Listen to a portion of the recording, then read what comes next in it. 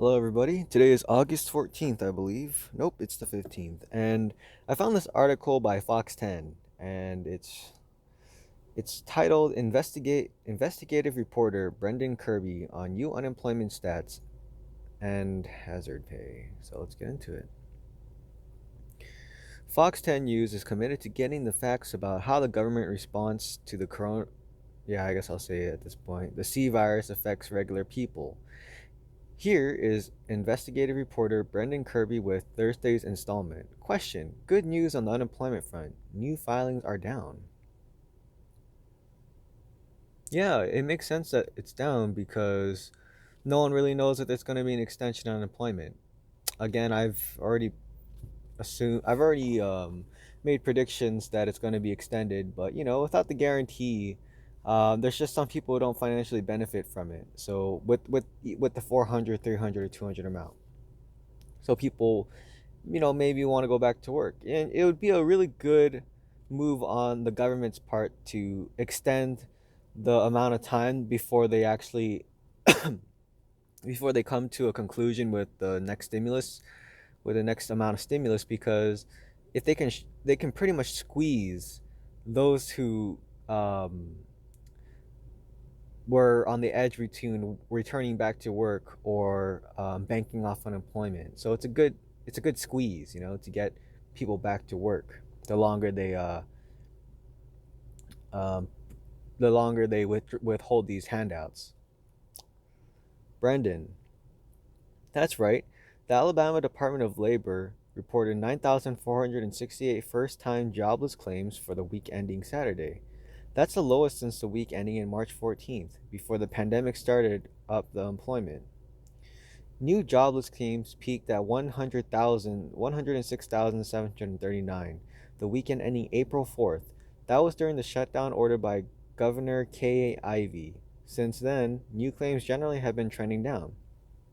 Well, again, the reason why it's trending down, especially now, is because they don't know if the unemployment is going to be extended. Now, I know it's going to be extended. I've made predictions that it's going to be extended on my previous videos, but not everybody's in a state where they can afford that luxury to wait out to see if the government's going to keep extending it. So, people might return back to work because, well, there might be a proposal of a hazard pay. People are getting might be getting given some kind of incentives to return back to work financially, and the fact that yeah, people don't know for sure if the unemployment is going to be extended. I still think it's due. I still think it is, but it only makes sense. And like that's what we saw previously in the when the unemployment claim declined. What was it, 3 weeks ago? Because the unemployment insurance ended. So why would people want to apply for unemployment? In southwest Alabama, Mobile County had 1,025 new claims last week. That had the second most in the state.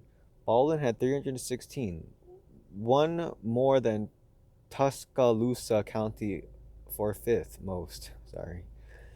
There are still more than 160,000 Alabama residents who filed in previous weeks who remain out of work, and lots of those people still have issues getting their unemployment payments. Plus, new filers won't be able to get the extra 600 a week in benefits provided by the federal C virus aid relief, the Economy Security CARES Act. All in all, though, this is a sign that the economy is recovering. I guess so. It sort of is. I mean,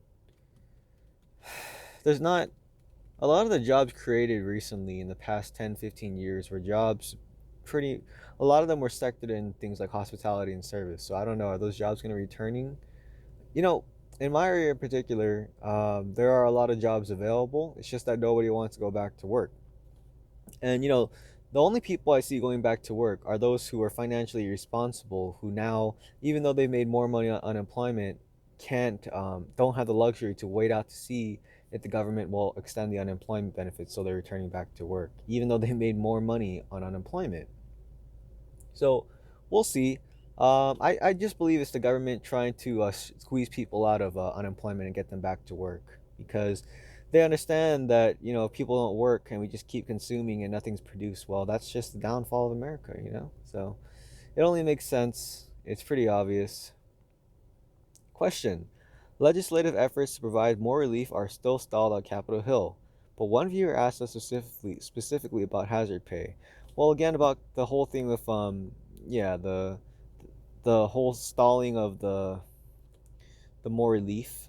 Well, again, it only makes sense. They're pretty much squeezing people out, trying to get as many people as they can back to work. That's been the whole point of what the government is trying to do, get people back to work. Because you can't have a socialist country. It's just not going to work. Even though we are probably going to shift towards that. Brendan, Senate Republicans did not include hazard pay in the proposal, known as Health Economic Assistance Liability Protection in Schools HEALS Act. Democrats harshly criticized that. Hazard pay for certain workers is included in the Health and Economic Recovery Omnibus Emergency Solutions HEROES Act, which the Democratic controlled House Representatives passed in May. It sets aside $200 billion to boost the pay of essential workers. Well, I wonder how much that is. The bill would set up a heroes fund that would give an extra $13 per hour up to a maximum of $10,000 to certain frontline workers who make less than $200,000 a year. Workers making more than that would have the bonus capped to $5,000. It would last through the end of the year and be retroactive to January 27th. So, and all the essential employees who've been working since January 27th retroactively receive a lump sum because the $13 per hour, if they're working full time, has already been capped late May or early June.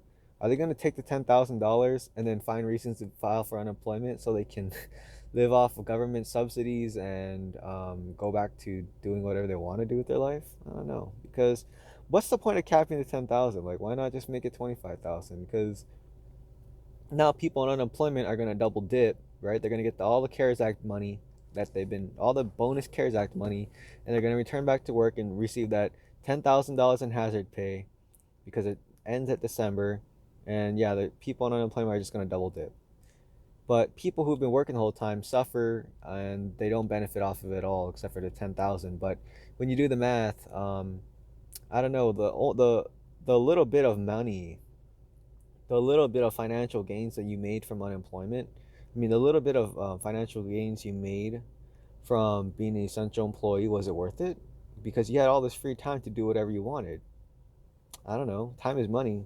So, and you're risking your health too. So, it's not necessarily a better thing to make one or two or even $3,000 extra um, while working as an essential employee. So, even with the $10,000, I don't know. I mean, for myself personally, I've considered this. Even if I received the $10,000 in hazard pay, because it caps out at late May or early June, because I've worked 40 hours, but I've worked overtime, so it's probably going to cap out even earlier than that.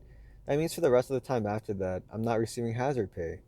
So why should I keep working in these hazardous conditions if I'm not receiving hazard pay? Also, if I go on unemployment and the CARES Act is anywhere from $300 or more, the bonus of the CARES Act, well, I might be making slightly less or around the same amount that I'm making now per hour, but at least I'll have free time to do whatever I want. Also, it's taxed just like income tax, so I would be basically making around the same amount, if not a little bit less, or maybe even a little bit more, depending what the CARES Act bonus is. So I can just receive my lump sum and double dip like everybody else. I won't make as much as those on unemployment benefits who got the 600, but hey man, everyone else is exploiting the system, so why not me? Why not you? You got to think about your future. This government clearly doesn't care about you, and non-essentials don't care about you either. Clearly, look at the way essential employees have been treated this whole time. Nobody cares about you, so really consider that. Do the math behind it, and then find out whether or not this is beneficial for you to collect the 10,000 if you've been an essential employee, file for unemployment after, file unemployment with the CARES Act bonus, and then use that 10,000 to maybe increase your earning potential moving forward. Go back to school, finish your education, learn a trade, learn a skill, spend time with your family, do all these great things that you didn't have the opportunity to while others did, because no one cares about you. You're gonna have to look out for yourself. No one's gonna save you in this world. A wide variety of workers would be essential under the bill: doctors, nurses, and other healthcare workers, but also military personnel, police officers, firefighters, social workers, grocery clerks, child care providers, and cafeteria workers. This issue hasn't gotten as much attention as other sticking points that so far are preventing a deal. Right. That's because nobody cares about essential employees. Nobody cares about essential employees so much that the media has to go out and make commercial ads reminding people to pretend to be thankful. But, with the way people treat essential employees, I don't know. Did anyone really care to begin with? Probably not. But anyway, if you want to, email this person, you can email him at brendankirby@foxtv.com. So, good article.